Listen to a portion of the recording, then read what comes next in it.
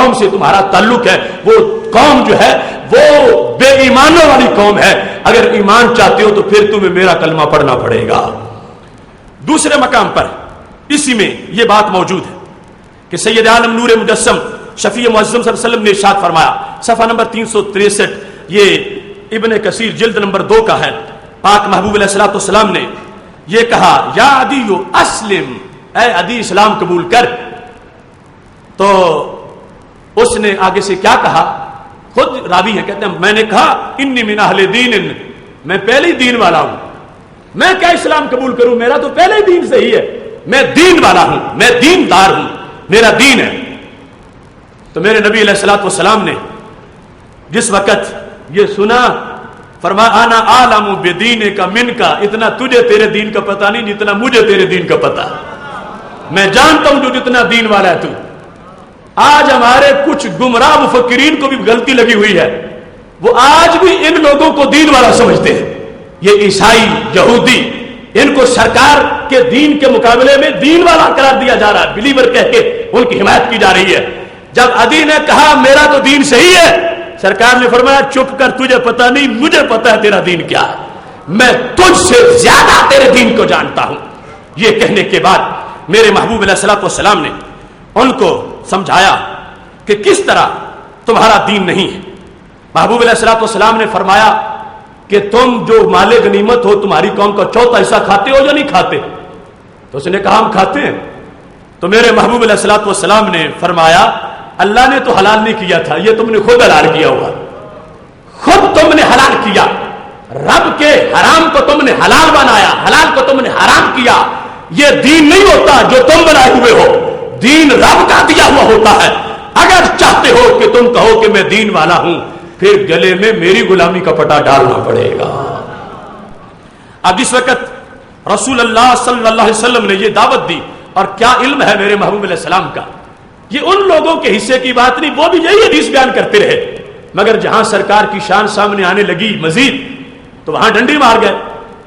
سرکار نے کہا، یہ ابن کثیر میں بھی لکھا ہوا ہے، رب میں تیرا دل جانتا ہوں کہ تو کلمہ کیوں نہیں پڑھتا، مجھے تیرے دل کا پتا ہے، تو کلمہ کیوں نہیں پڑھتا؟ تو اس نے کہا بتاؤ۔ فرمایا تو اس لیے نہیں پڑھتا کہ یہ غریب لوگوں کا دین ہے، بڑے بڑے چودھری تو پڑھ ہی نہیں رہے، تو میں غریبوں والا دین کیوں قبول کروں؟ ادھی کہتے میں نے کہا یا رسول اللہ واقعی یہی میرے دل میں موجود تھا۔ سید عالم نور مجسم شفیع معظم صلی اللہ علیہ وسلم نے جس وقت دعوت دین ان کو دی، اور اب جس وقت اسلام کا نور ان کے کلیجے میں داخل ہو رہا تھا، میرے محبوب علیہ الصلوۃ والسلام نے دریا علم جوش پر تھا، مزید خبریں دینا شروع کر دی۔ فرمانے لگے اے عدی اتعرف الحیرہ، کیا ہیرا کی سلطنت کو جانتے ہو؟ ایک ہیرا ہے لوری ہے والا، یہ ہیرا اتعرف الحیرہ، کیا ہیرا کی سلطنت کو جانتے ہو؟ تو عدی کہنے لگے لم ارہا وقد سمعت بہا، میں نے ہیرا کی سلطنت کو دیکھا تو نہیں، سنا ہے کہ ہیرا کی سلطنت ہے۔ تو میرے محبوب علیہ السلام نے 3 غیب کی خبریں دے دی۔ فرمایا عدی سن لو، والذی نفسی بیدہ لیتمن اللہ ھذا الامر، جس رب کے قبضے میں میری جان ہے، میں خبر دے رہا ہوں میرا دین غالب آ کے رہے گا، یہ امر مکمل ہوگا۔ اور کیا انقلاب آئے گا؟ فرمانے لگے میں یہ دیکھ رہا ہوں کہ جس وقت میرے دین کی ہر طرف دھاک بیٹھ جائے گی، یہاں تک حتی تخرج الزعینہ من الحیرہ حتی تطوف بالبیت من غیر جوار احد، کہ ہیرا کی سلطنت سے ایک خاتون اونٹ پہ بیٹھے گی اور جا کے مکہ شریف طواف کرے گی، رستے میں اتنا امن ہوگا اس کو کسی طرح کا کوئی خطرہ موجود نہیں ہوگا۔ ایسا زمانہ آئے گا، ایسے حالات بنیں گے، میرے دین کی برکتیں ظاہر ہوگی، چور ڈاکو لٹیرے ختم ہو جائیں گے علاقے کے اندر۔ یہ بڑا سیریس علاقہ تھا، درمیان میں عراق میں جو ہیرا سے چل کے مکہ شریف آنا ہوتا تھا۔ بخاری کے الفاظ میں باقاعدہ سوال بھی موجود ہے، انہوں نے کہا وہ ڈاکو کہاں جائیں گے؟ وہ فلاں قبیلے کے لوگ، محبوب نے فرمایا سب صفایا ہو جائے گا، سب متقی پرہیزگار بن جائیں گے، اور اس طرح ہوگا کہ باقی عورت سفر کرے گی اور اسے کسی کا کوئی ڈر نہیں ہوگا اللہ کے سوا۔ ساتھ ہی میرے محبوب علیہ الصلوۃ والسلام نے یہ ارشاد فرما دیا لا تفتحن کنوز کسرا، فرمایا وہ وقت آئے گا آج جو بہت بڑی طاقت بنی ہوئی ہے کسرا کی حکومت کی، اس کے خزانے میرے غلام کھولیں گے اور یہ ملک فتح ہو جائے گا۔ اور تیسرے نمبر پر یہ بھی ارشاد فرما دیا کہ ایسا ہر طرف دولت ہو جائے گی، پیسہ پانی کی طرح آ جائے گا، حتی لا یقبلہ احد، کوئی قبول کرنے کو تیار نہیں ہوگا۔ زکات دینا چاہو گے کہ میرے پاس گنجائش نہیں کہ میں زکات قبول کروں، میرے پاس پہلے ہی بہت کچھ ہے۔ اب یہ تین خبریں حضرت عدی کے ایمان کے ساتھ، تین خبریں اپنا وہ فیصلہ اسی کتاب میں سناتے، کہنے لگے خدا کی قسم ہے، والذی نفسی بیدہ، مجھے اس رب کی قسم ہے جس کے قبضہ میں میری جان۔ عدی کے جملے سنو، فہذی زینۃ تخرج من الہیرہ فتطوف بالبیت من غیر جوار احد، دیر نہیں گزری میں اپنی آنکھوں سے وہ زمانہ دیکھ رہا ہوں، ہیرا کی سلطنت سے عورت اکیلی بیٹھتی ہے، جا کے حج کرتی ہے، طواف کرتی ہے، اسے کوئی چھیڑنے والا نہیں ہوتا۔ اتنا عدل، اتنا انصاف، اتنا امن معاشرے میں آ چکا ہے۔ کہنے لگے میں نے کانوں سے غیب کی خبر سنی تھی، آنکھوں سے سچی ہوتی دیکھ لی ہے۔ میں نے جب یہ حدیث پڑھی، مجھے ہیرا کی سلطنت کو دیکھنے کا بڑا شوق تھا۔ عراق پڑھتے ہوئے پورا دن ہم نے ہیرا ڈھونڈنے کے لیے لگا۔ اس ہیرا کی سلطنت کے جو کھنڈرات، وہاں ہم پہنچے اور وہاں جا کر پھر ہم نے اس حدیث کو دہرایا کہ یہ وہ جگہ ہے کہ جس کو نبی علیہ السلام نے اپنی آنکھ کے نیچے رکھ کے بتایا تھا، یہاں سے عورت چلے گی۔ کتنا دور ار کا بارڈر ہے، وہاں سے پھر مدینہ شریف کی طرف راستہ، مکہ شریف کی طرف جانے والی شاہراہیں پاک محبوب علیہ السلام پہلے دیکھ رہے تھے، اور جو خبر دی ہے اللہ کی فضل سے بالکل واقعے کے مطابق ثابت ہوئی ہے۔ حضرت علی کہنے لگے، جہاں تک دوسری خبر کی بات ہے تو کہنے لگے واللہ لقد کنت فی من فتح کنوز کسرا، جن لوگوں نے اپنے ہاتھوں سے کسرا کے خزانے کھولے تھے ان میں میں بھی موجود تھا۔ وہ خبر بھی سچی ثابت ہو گئی۔ اور تیسرے نمبر پر جہاں تک دولت کی بات ہے تو کہا میں دو آنکھوں سے دیکھ چکا ہوں تو امت کو عقیدہ بھی تو بتاؤں گا کہ میرا عقیدہ کیا ہے۔ حضرت علی کہنے لگے میں یہ بیان کرنا چاہتا ہوں، والذی نفسی بیدہ لتکونن الثالثہ لأن رسول اللہ صلی اللہ علیہ وسلم قد قالھا، میرا یقین ہے کہ تیسری بات بھی ہو کے رہے گی۔ کیوں کہ غیب کی خبریں دینے والے محبوب نے حکم فرمایا ہے۔ یہ ایمان لانے کا وہ موقع جب نبی علیہ السلام نے کہا تمہارا دین نہیں ہے، وہ کہتے دین ہے، تو پتا چلا جس وقت کوئی کسی کو یوں مانے کہ یہ حلال بھی کرتا ہے حرام بھی کرتا ہے، اس وقت وہ سمجھا جائے گا عبادت کر رہا، تو یہاں بھی عبادت کی بیس پر ان کو مشرک قرار دے دیا گیا۔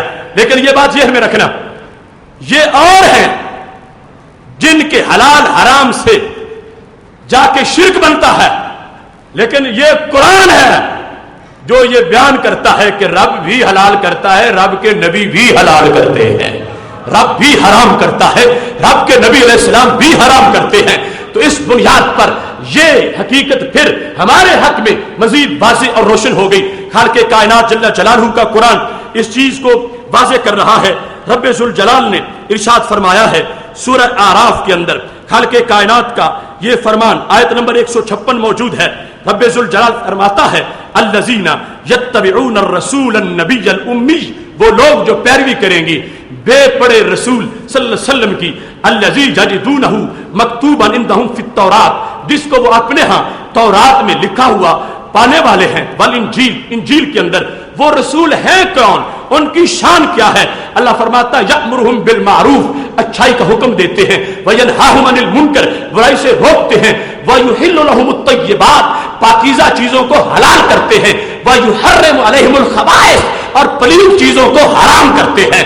وہی قرآن جس نے یہود و نصارہ کو اس بنیاد پر مسترد کیا کہ انہوں نے احبار اور رہبان جو ہیں ان کو حلال کرنے والا بنا لیا، حرام کرنے والا بنا لیا، جبکہ یہ شان رب کی ہے۔ انہوں نے اللہ کے بندوں میں مان لی، ان کو اللہ نے مسترد کر دیا، مگر رب کے قرآن نے واضح کیا اللہ کے دشمن اور ہوتے ہیں، اللہ والے اور ہوتے ہیں۔ اللہ کے نبی علیہ السلام کی شان بیان کرتے ہوئے رب خود فرماتا ہے میرے نبی وہ ہیں جو حلال کو حلال کرتے ہیں، حرام کو حرام کرتے ہیں۔ تو پتہ چلا اس بنیاد پر اللہ کے نبی علیہ السلام کی یہ شان ماننا، اتھارٹی ماننا کہ حقیقت میں براہ راست اللہ حلال کرتا ہے، اللہ کے حکم کے تابع سرکار بھی حلال کرتے ہیں، براہ راست رب حرام کرتا ہے اور رب کے حکم کے مطابق سرکار بھی حرام کرتے ہیں، اس سے شرک نہیں ہوگا، قرآنی نقطہ نظر سے شان رسالت کا بیان ہو جائے گا۔ جن لوگوں نے نبی علیہ السلام کو بتوں کے ساتھ ملایا، انہی کا تو ہم آپریشن کر رہے ہیں، وہ بتائیں پھر قرآن میں اگر ہمارا نظریہ نہ مانا گیا تو دور معیار ہو جائے گا۔ اگر یہودوں نے سارا اپنے کسی کو مان لیں کہ حلال کرتا ہے یا حرام کرتا ہے تو وہ تو مشرک ہو جائے، اور ادھر سرکار کی شان یہ بیان کی جا رہی ہے کہ یہ طیبات کو حلال کرتے ہیں اور خبائث کو حرام کرتے ہیں، تو پتہ چلا ان کی بات اور ہے، اللہ کے نبی علیہ السلام کی شان اور ہے۔ اس بنیاد پر آگے جا کر جو ان لوگوں نے فقہ اور ان امور کے خلاف اپنی آوارہ گرد تقریر کر رکھی ہے، اس کو بھی واضح کرنا چاہتا ہوں۔